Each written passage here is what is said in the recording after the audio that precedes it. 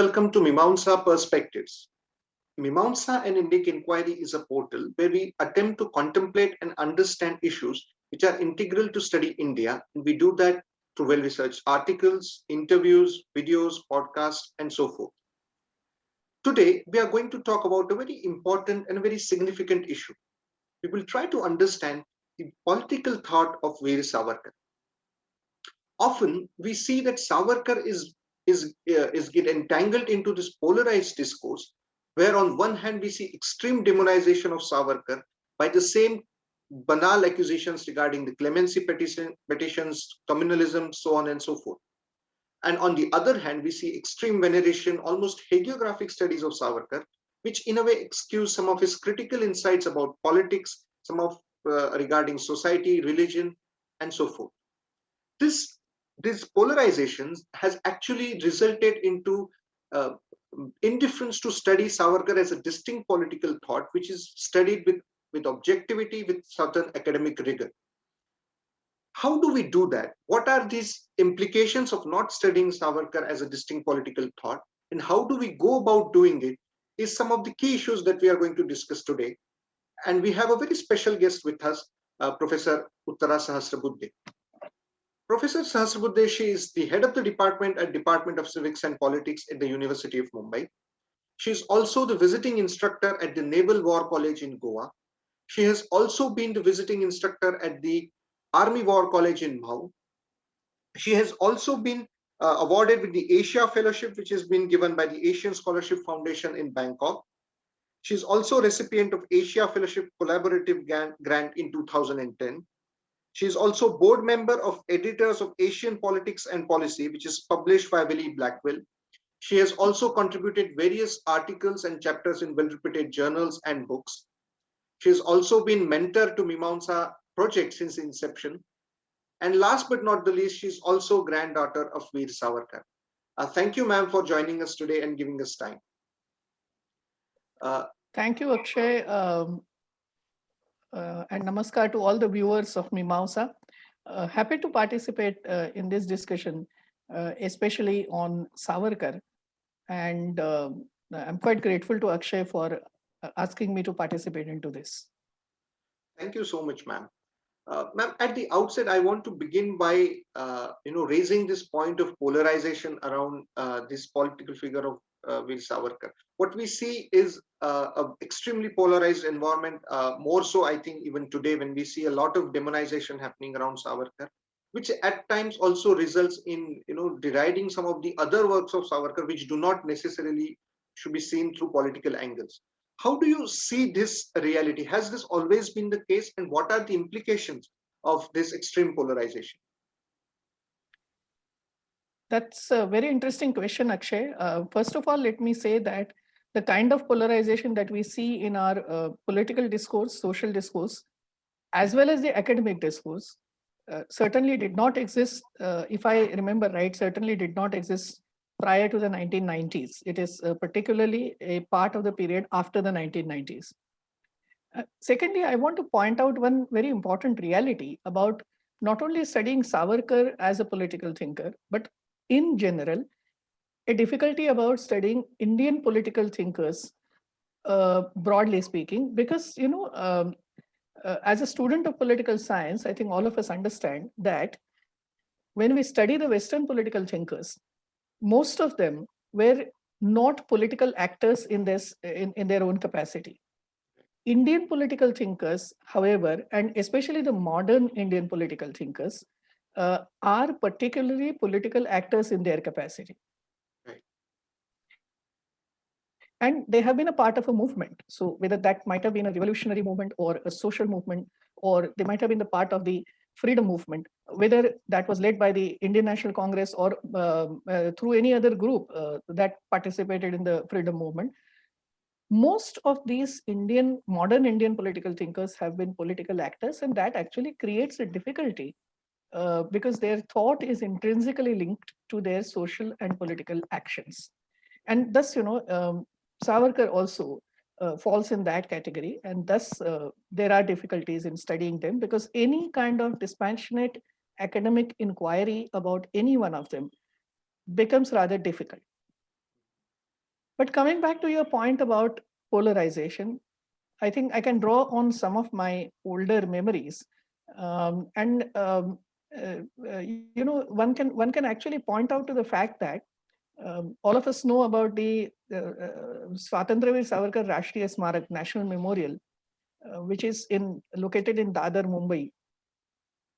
Many people may not know this particular fact, that when the idea of constructing a memorial for Savarkar came into it, came up, it was floated for the first time.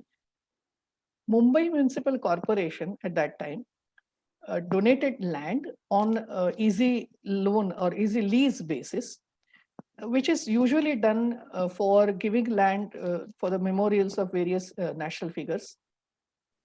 It must be understood that the Mumbai Municipal Corporation in those days was dominated by the Congress party. Secondly, when the Bhumi Pujan for the Smarak took place in the late 1970s, the then Defense Minister of India, who belonged to the Janata Party that time, however, he was a congressman earlier, Mr. Jagjivan Ram, attended the Bhumi Pujan ceremony. And when the Smarak was actually inaugurated in Dadar, the then President of India, the then Governor of Maharashtra State, as well as Mr. Sharad Pawar, who was at that time the Chief Minister of Maharashtra State, all were present for the inauguration of the National Memorial. So that actually explains the point about absence of polarization.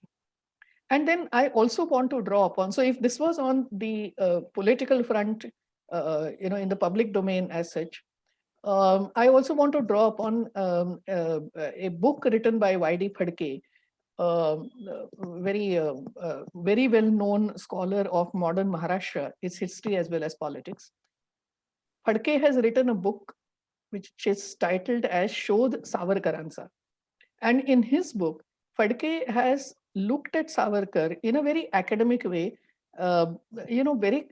many times criticizing Savarkar and his actions. But Phadke does not demonize Savarkar. And this book is, again, one of the older books that I'm quoting. It's at least 35 years old. The book is actually more than 35 years old, in fact. What I'm trying to say is that when Savarkar was studied academically by an astute scholar like Y.D. Phadke, he refrained from demonizing, and he also refrained from, let us say, polarizing the entire discourse on Savarkar's political thought. So I'm just trying to make a very small point over here that criticizing Savarkar or any social and political leader or thinker of that time in India, it must be done continuously, and continuous reinterpretation of each of them is always welcome. However, what has happened today is the not just the polarization in political thought, but the overall advent of cancel culture, and that is something which sounds very problematic to my mind. That's very true, and that's why I think a lot of students from our generation do not probably know these kind of books which you just now referred to, because they never come into light. What we see is a very politicized discourse of Savarkar, and not necessarily an academic or a very studied discourse, uh, which is important because some of things which Savarkar we all know about.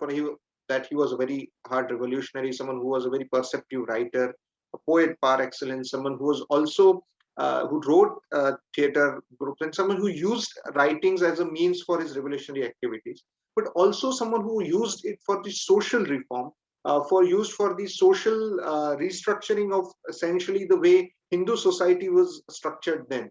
So, in a way, he was very critical insights about Hindu orthodoxy can be found within Savarkar, which actually paints a very different picture of Savarkar, someone who is very propagating a very rationalist thoughts, a very scientific attitude towards looking at society, a modern attitude.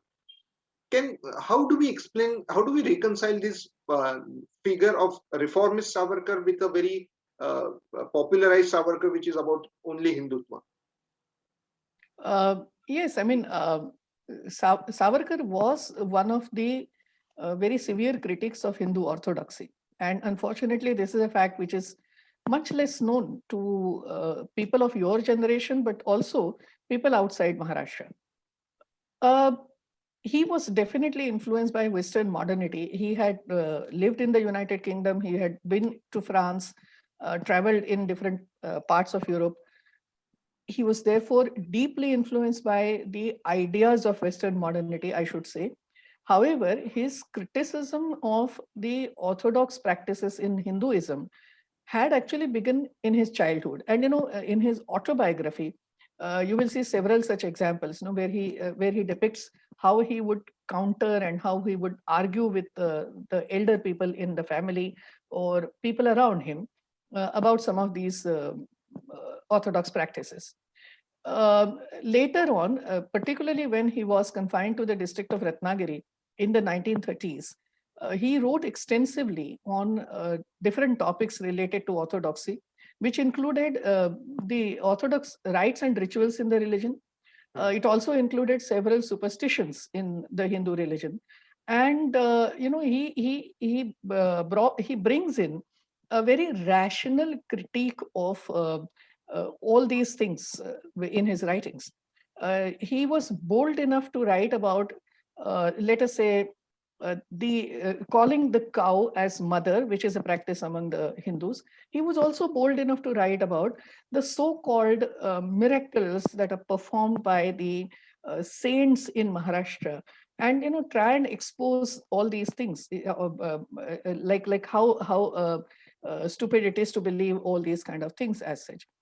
One can see this strain in his writings, and they are very readily available, easily available today, actually. Unfortunately, the fact is that his criticism of Hindu orthodoxy, he did criticize Hindu orthodoxy plainly for the reason that it was inhuman in nature in many ways, and that's what he tries to point out. But he also criticized the religion and the bad practices in the religion as well as the superstition. He also criticized it also from the point of view of being the biggest impediment to the material progress of the Indian nation. Now, all that is actually not known, and many people do not even know that Savarkar has written such articles. Uh, Perhaps I think one of the reasons for this is the fact that almost all the writing on religion that Savarkar has done in this manner, his critique of religion, almost all the writing is actually in Marathi language. That may be one of the reasons why it is less known. Right, right. But from social, I mean, at one point he was very much active on the social front. Equally perceptive, I think he was about the political development of India, and essentially how India should be shaped post independence. There were This is when we see a very different school of thought emerging, which was in a way a response to the mainstream ideas which were propagated by Mm. the Congress led by Pandit Nehru. So Mm. we also see a distinct political thought emerging out of Savarkar, which again remains very understudied. Can you shed some light about how this thought was and how Savarkar visualized a Mm. post-independent India? Again, Akshay, I mean, it's very good that you have brought out this particular point, because again, this is one part of Savarkar's thinking that has remained understudied, but that has also, not reached to an audience that is outside Maharashtra. Once again, most of these ideas about uh, India after independence, or the way Indian nation should be. We should carry out the process of nation building in India. Most of his thoughts on these issues again are written in Marathi, and therefore, there's one thing that outside India people do not simply know about it, because it's not published in English or Hindi, any other language, not translated. And in Maharashtra, uh, I don't know. I mean, it actually does not. It does not reach the younger generation. So the Hmm. same impediment, one could find about his thinking as such, whether it is on Hindu religion, the Hindu orthodoxy, or the thoughts on modern India, post-independence India, and so on. So he extensively has written about his ideas. He has expressed those ideas about, particularly about industrialization, let us say. He was a staunch supporter of industrialization as a means to economic progress. People don't know about it. Then, on the other hand, he has also very extensively written about what should be the nature of the foreign policy of modern India.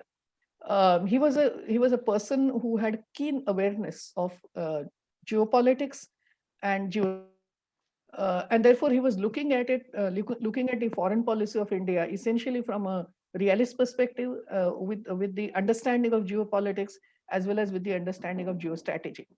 So he expresses thoughts about Tibet's integration with China, let us say.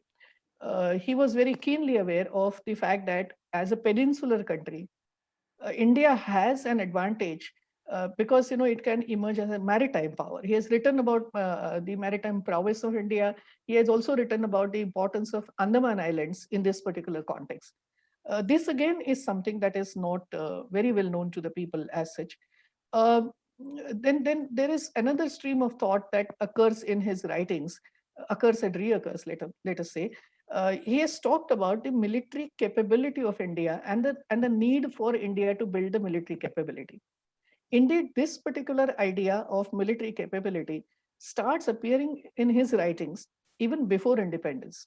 And the first time he expresses the need publicly about it was when in 1938, after being completely released from the confinement to Ratnagiri district, he became the chairman of the Akhil Bharatiya Marathi Sahitya Sammelan, from where, while reading his presidential address of the Sahitya Sammelan, he talked about militarization and the need for the Indian youth to get recruited in the British Army.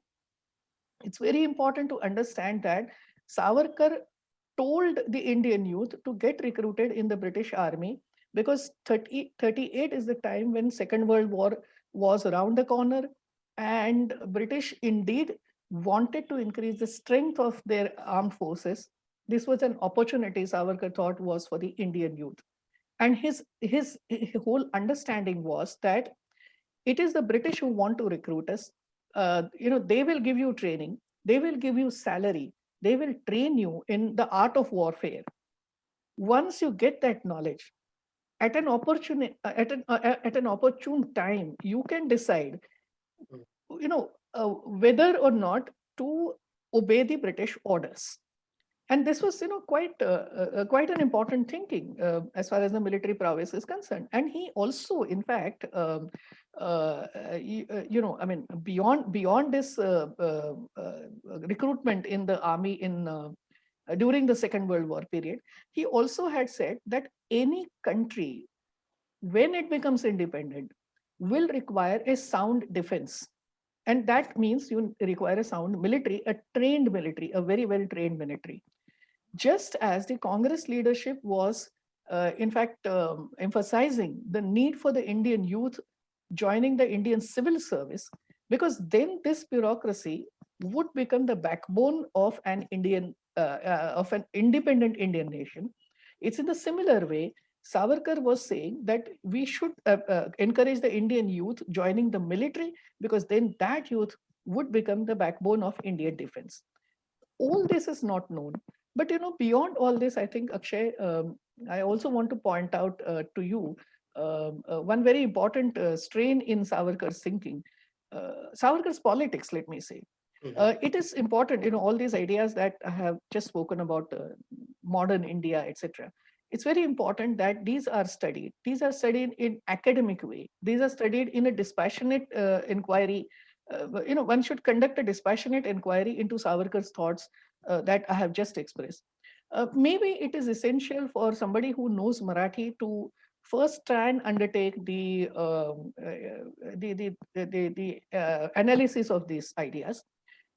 Maybe it is also a good idea to translate many of these writings into Hindi, English, and other Indian languages. That would also encourage some kind of academic inquiry about Savarkar's thoughts. Right, and this is why I think the militarization policy which you just talked about also was very criticized for no, if I may say, for at times without understanding the full context of what Yes. Savarkar was saying. Uh, this is one of the reasons why we probably do not have an alternative academic position to explain or put this thing in context, because that criticism even continues. Similar thing also, I think, happened about a lot of things have been talked about the two nation theory, which Savarkar actually talked about, which was again a issue.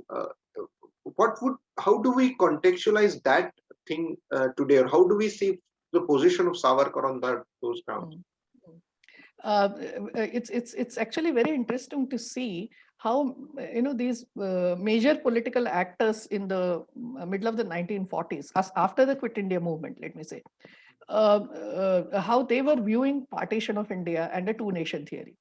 So there was the Indian National Congress, which was opposed to the two-nation theory, and it was also opposed to the partition. On the other hand, you can see the Indian Union Muslim League, which was the proponent of the two-nation theory, and therefore it was demanding partition. But if you look at Savarkar, he was actually a proponent of the two-nation theory. However, he was not in favor of partition. And between the early 1940s until 1947, he, in fact, as the president of Akhil Bharatiya Hindu Mahasabha, carried out a lot of, let us say, I mean, he just undertook a tour of India to propagate his ideas against partition. So a person who propagates the two-nation theory and opposes partition is a very unique strain of thought in the modern Indian political thinking.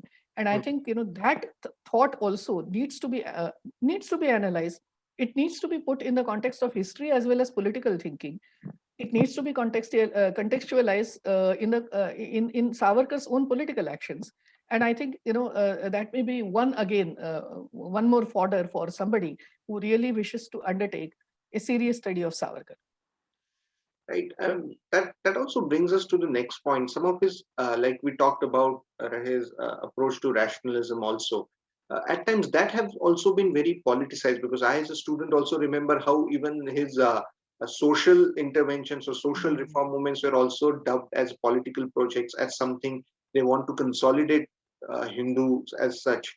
So even how do you then filter this kind of criticism? Because even today, and this is not happening at the political level. This is happening at the academic level, where you are these thoughts are without proper treatment are getting ingrained. So how do we see this thing in contemporary? Do you as a teacher, as someone, do you also encounter these kind of experiences?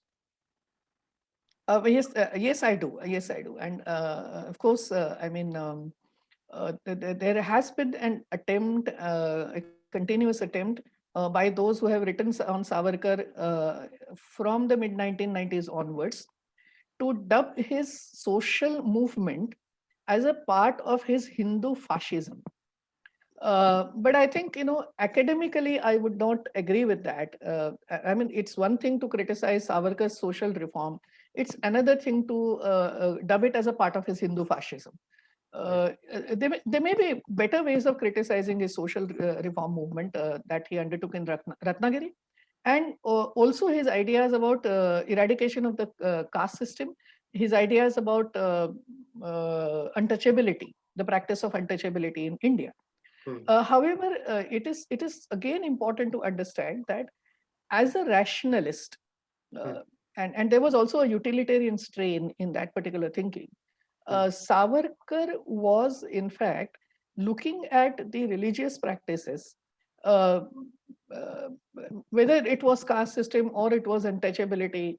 He was looking at them from a perspective of whatever might have happened in history and whatever might have been the reason for uh, those practices entering in our religious life. Hmm. Let us look at all those practices if they are useful today or if they are not useful today. Hmm. And if they can be justified today and they cannot be justified today. Hmm. So if you cannot justify untouchability in the modern terms, then it's only necessary to discard it. If you cannot justify the caste system, it is necessary to discard it. If you cannot justify, let's say, the restriction in Hindu religion to cross the seas, Hmm. because crossing the sea and going abroad also was a taboo for a lot of, especially the Brahmins in Hindu religion. And he would then argue that let us examine each of them. You see, if you read his writings, one of the essays that he writes is about the old scriptures like Vedas or Puranas, Mm. Smritis, and all that, old scriptures in Hindu religion. His argument is that they are good books. They have written a good history.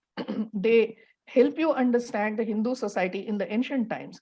So buy them and keep them in your library. But don't bring that teaching in your practice, because that teaching is ancient, and what is ancient Right. is not useful in modern times. So that rationality, the way he criticizes the older things. Also, it is important to understand that he is making a difference. On the one hand, he is in fact glorifying some chapters in Indian history, the victories, because it's part of his national project. So that's why he has written on the War of 1857. And the political leaders of his time, earlier or later as well, have actually used history as an instrument of national movement. Right. Right. So he does glorify at times, but he does not glorify anything and everything. And he does not criticize for the sake of nationalism. He is actually criticizing it more for the sake of his ideas about modernity rather than fascist ideas as such. It's more liberal and not fascist. That's what I would argue. That's an important point, that he is more liberal in terms of his approach towards looking at the individual progress and thereby the progress of a society and a nation, and which is where we see that a critique of religion emerging from the purpose of progress, which is again a very unique position which Savarkar makes. And I think this is where these the works of students like us that comes into picture, to sort of understand these aspects of Savarkar in more academic way, in a sense that they should be seen from the perspective of what he was saying, rather than the politics that he was trying to. Because politics was contextualized in those times, but some of his writings, they continue to be relevant even today. Even and that is not only in the social context, but I think that is also in the strategic context, because the problems we are facing because of Tibet is even today. His writings about Kashmir, or his approach towards the power, that even continues to be relevant today. Which is why what brings me to this component, as to one of the problems that students of politics face is that, to view, there are academic templates which are already there. You said that he was liberal in some aspects, probably Yes. conservative in other, probably very radical. But some of his prescriptions were also very radical, probably were not palatable in those times. So this is one of the major predicaments that students like us face when we try to look into Savarkar as a political figure.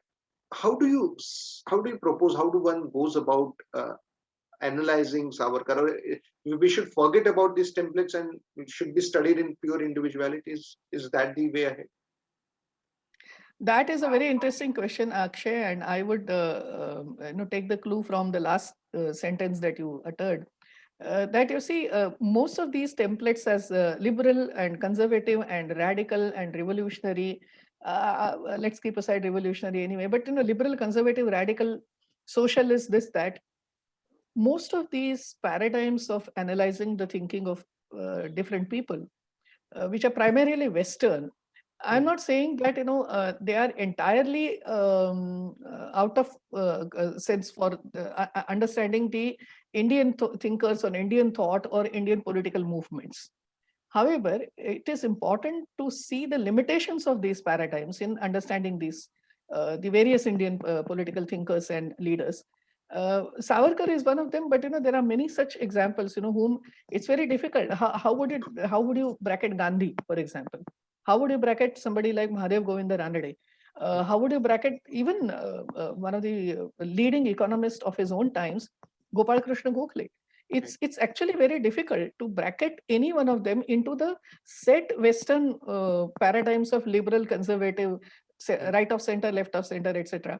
And therefore, it is important to begin the study of the Indian political thought either by evolving a different paradigm for it, or at least when one can begin by saying that in this context, this person may be called a liberal. In the other context, this person may be called a conservative, or in another context, as you very rightly said, in the context of Savarkar, he can be called even a radical to an extent. So I think either evolving a new template or use of multiple templates could be the way for studying Indian political thinkers.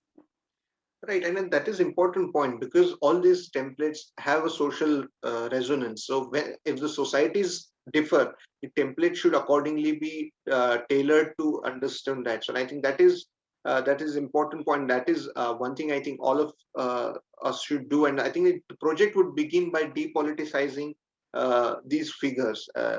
More so with the case of Savarkar, I think that is also true for the others. And like you said, a dispassionate inquiry.